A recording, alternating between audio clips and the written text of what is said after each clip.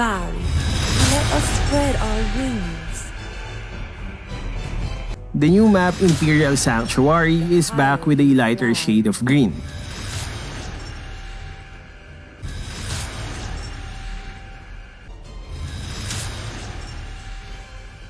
My world is the sky. It has a new turret design too. The higher you fly, the more. There is also a new look for the minions.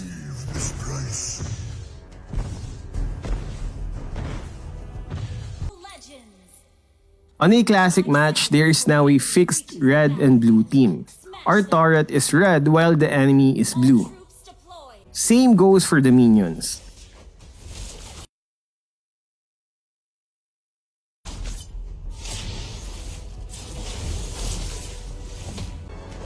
The shape of the mid lane bush has changed. There used to be a small bush right here. You fly, the more. Here is what it looks like on the other side. It now has a fewer hiding spots in mid lane. I don't want to hurt you. I love these lands. Driven by revenge. The Jungle Monsters update is back, but it comes with a few changes.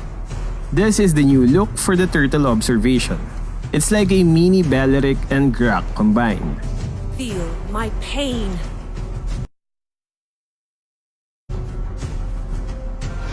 Killing Balgrak will no longer grant wards.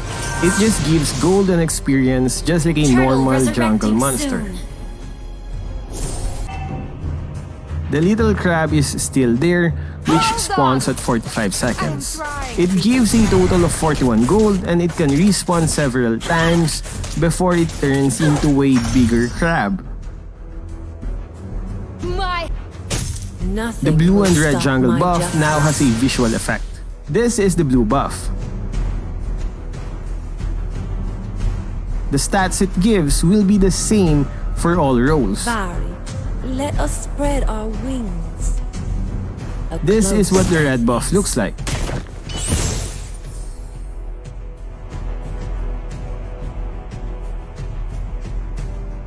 The higher you. There is a change in the stats it gives. True damage is still there, but it can now be activated by skill or basic attacks. Tanks, assassins, and fighters have a stronger slow effect, but weaker true damage. Whoever wrote my life. Mage, marksman, and supports have higher true damage and lower slow effect.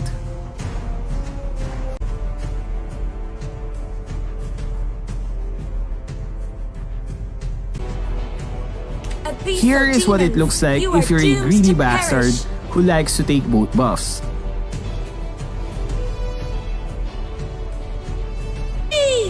The turtle buff no longer gives true damage. It now gives a shield that activates when your HP is below 30%. It's like having a rose gold meteor item. Valiant warriors, show your teeth. You can only activate it once, which means the buff will disappear once activated. For the people, I shall never back down. Jungle monsters now spawn at 30 seconds instead of 33 seconds. Revenge has blinded me.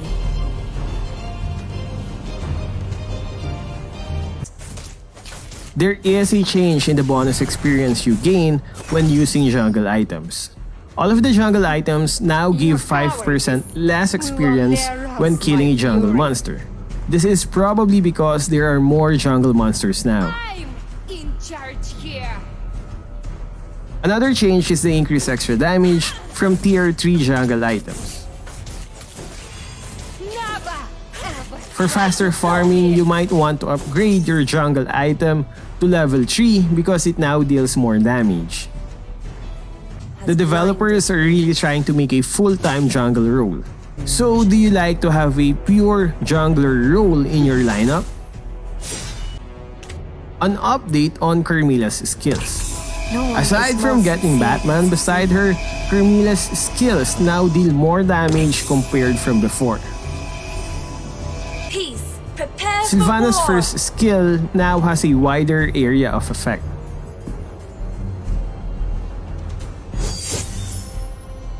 Her ultimate no longer requires charging time, which is good since you can now cancel it without any cooldown penalty.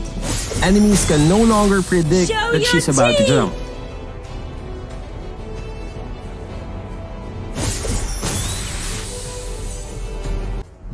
Beleric is now available and he's looking good. The new design is back, so I guess we really have to say goodbye soon to the Bulbasaur Beleric design. His passive skill still looks the same, but now there is a big difference on its mechanics.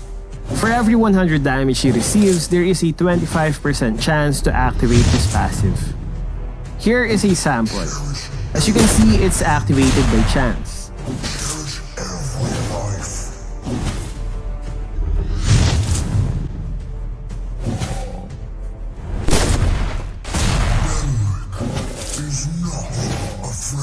On his old passive, he needs to receive 225 damage, but now he only needs 100. Another change on his passive skill is the increased damage.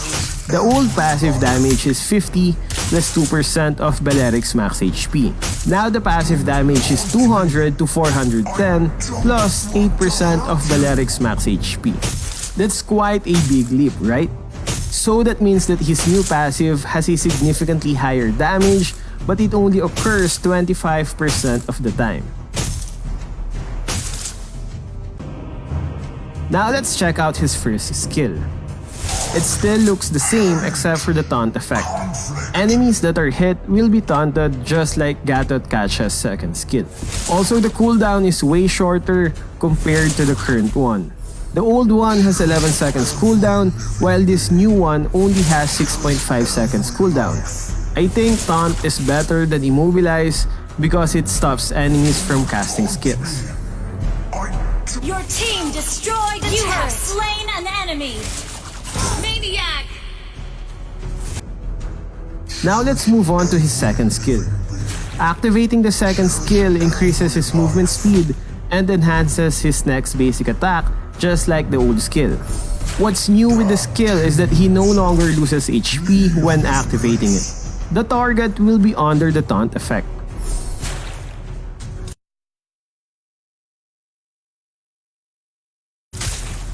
The heal is still there after doing a basic attack.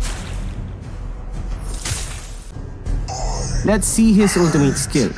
The enemies will be under the effect of taunt and immobilize at the same time for 1.5 seconds.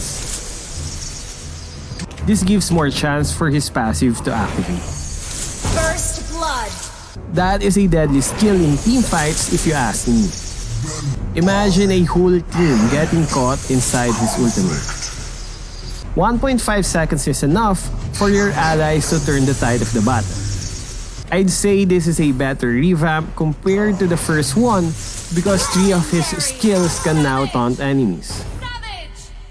So what can our Beleric mains say about this revamp? Do you like it or do you still prefer the old one?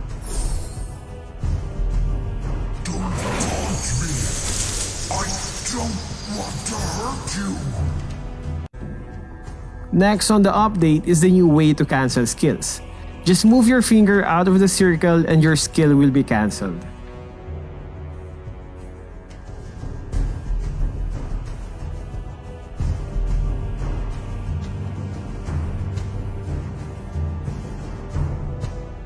It will take some time to get used to this, but if you don't like it, there is a setting where you can switch back to the old one.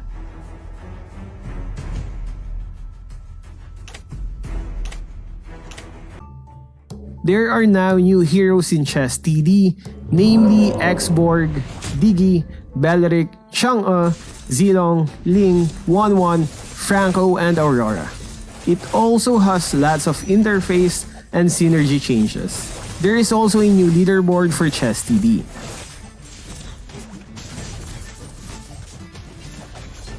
That wraps up our update for the patch 1.430. I'm guessing this update will be implemented mid of December. So which part of the update did you like? Do you now like Bellatrix revamp? Let me know what you guys think in the comment section. That's all for this video. Thank you for watching.